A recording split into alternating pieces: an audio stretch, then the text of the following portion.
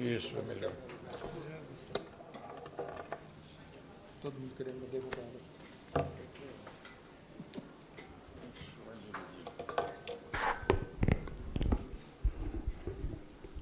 Boa tarde a todos e a todas.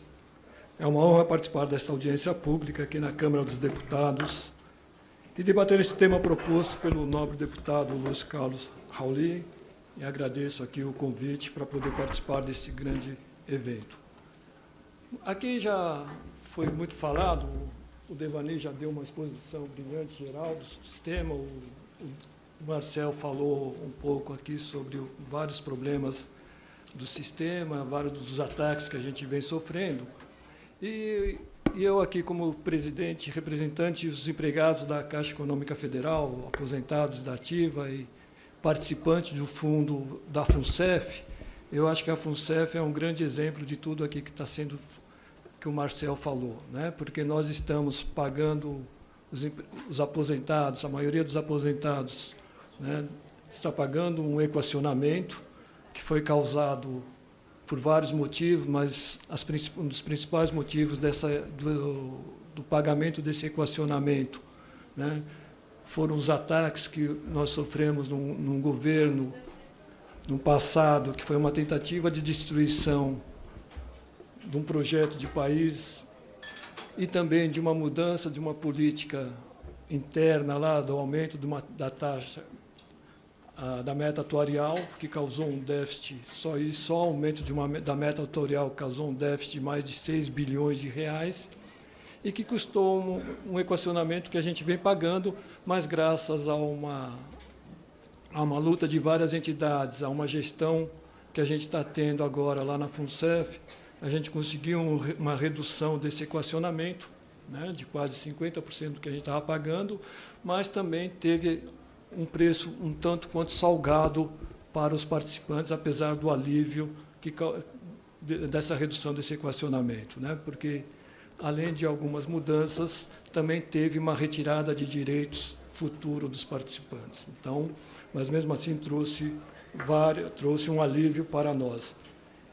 Mas é importante ressaltar a governança que a gente tem nos fundos de previdência, né? E a FUNCEF também tem como todos os fundos de previdência, como o Devani muito bem ressaltou, temos várias etapas, né, da governança que a gente é obrigado a cumprir, né? Então, é muito difícil chegar e querer justificar os ataques aos fundos de previdência fechado por não ter uma governança, por não ter um acompanhamento, uma fiscalização.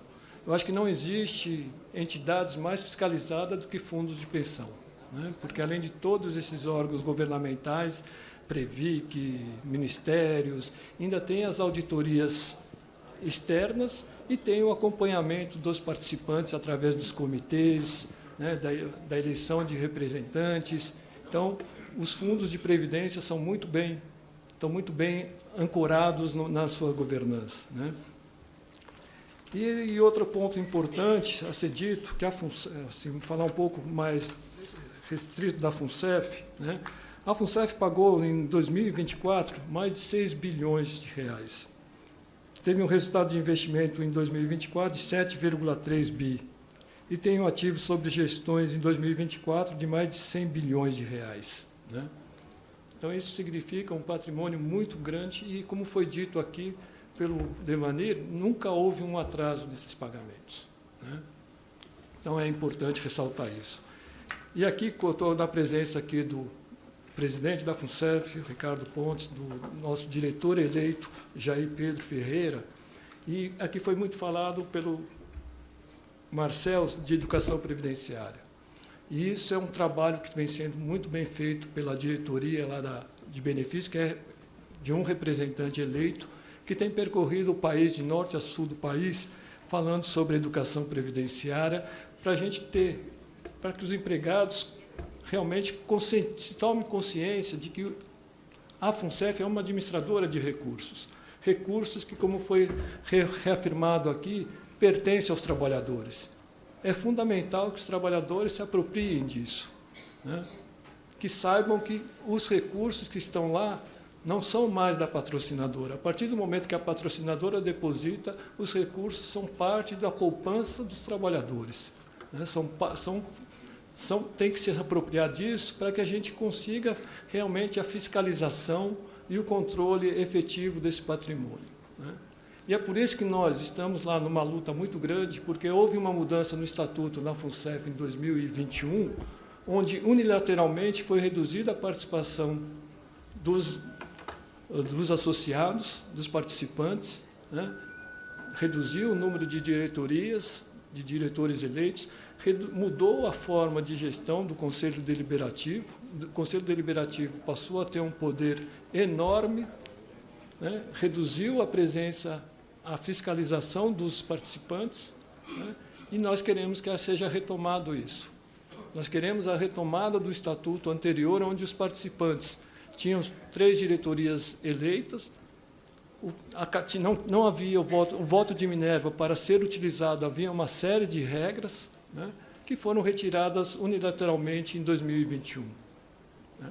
E é fundamental que a gente retome esse debate do controle efetivo pelos participantes dos recursos administrados pela Fundação, porque só dessa maneira os participantes vão ter um controle mais efetivo desses recursos.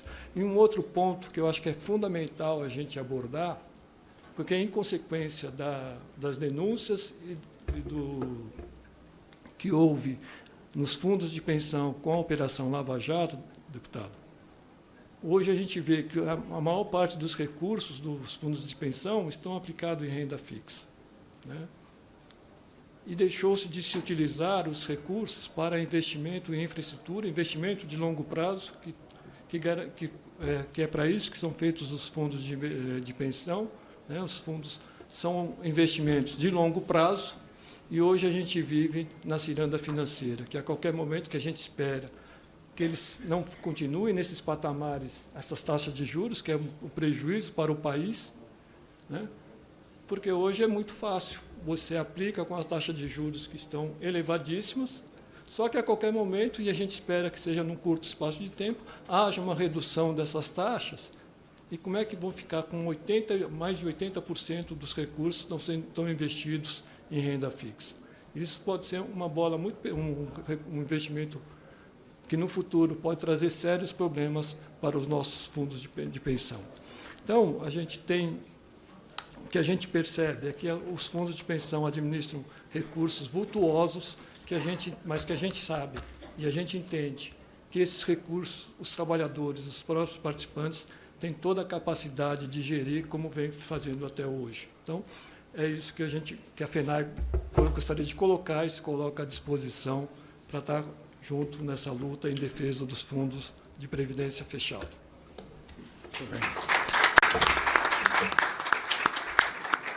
Agradeço ao senhor Sérgio Takemoto por sua exposição e, dando continuidade às exposições, concedo a palavra ao senhor Valmir Camilo por 10 minutos. Com a palavra, Valmir. Obrigado, deputado Rauli. E agradeço também ao deputado Rui Carneiro, que contribuiu muito